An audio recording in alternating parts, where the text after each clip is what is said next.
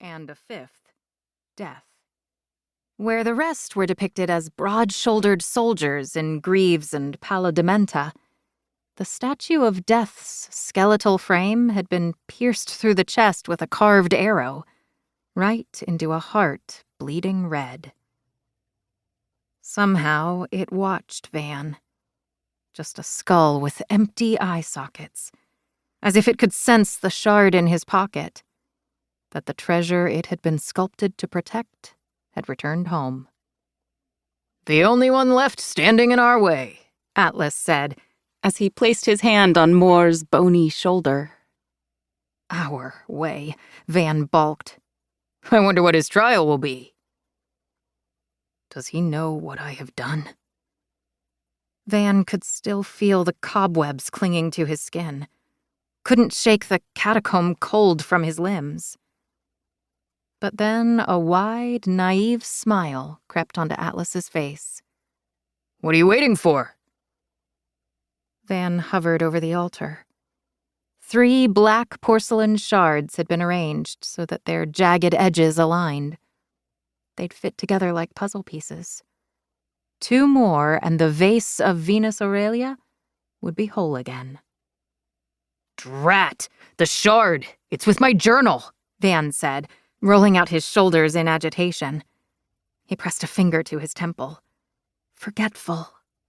Believable. "I forgot it back at camp." Atlas squinted. "That's unlike you." "Is it? You barely take your nose out of that diary of yours." Another one of his piercing laughs cut Van right to the marrow. "It's not a—" Atlas clasped a hand on his shoulder. "I'll grab it. Left side under your pillow, right?" Van frowned. "That's supposed to be a secret." Glancing over his shoulder, Atlas was already running toward the entry staircase. "I thought we didn't keep secrets." He was the closest thing Van had to a best friend. A brother. "Don't do anything until I get back, okay?" Atlas called back. "Promise me!" "Promise!" Van yelled after his receding footsteps.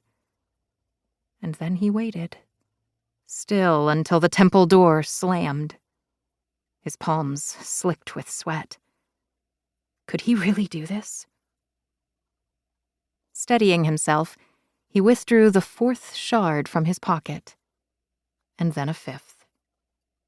Gold danced across the surface of the vase's pieces. Delicate brushstrokes depicting myrtle blooms and rolling waves were woven together by a string of Latin that could only be read when all 5 shards were reunited. If Van had been able to understand Latin at all. Flat on the altar, he pressed the seams of 2 pieces together. Aureus, amor aeternus et cor.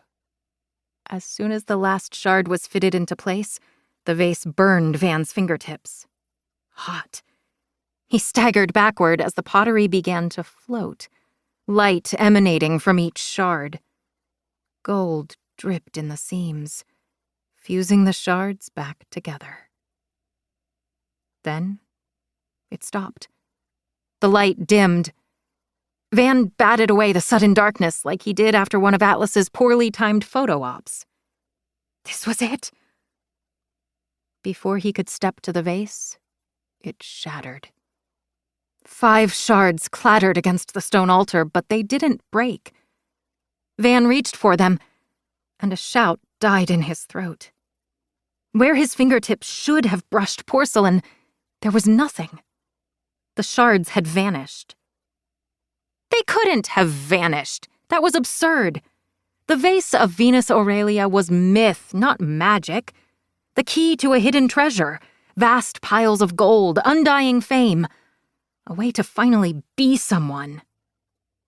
They'd fallen under the altar. That must have been it. There was always a logical explanation. He moved to take a step, but his foot turned heavy, stuck. Van strained, stretched. It did nothing. He couldn't move. He glanced down at his boot as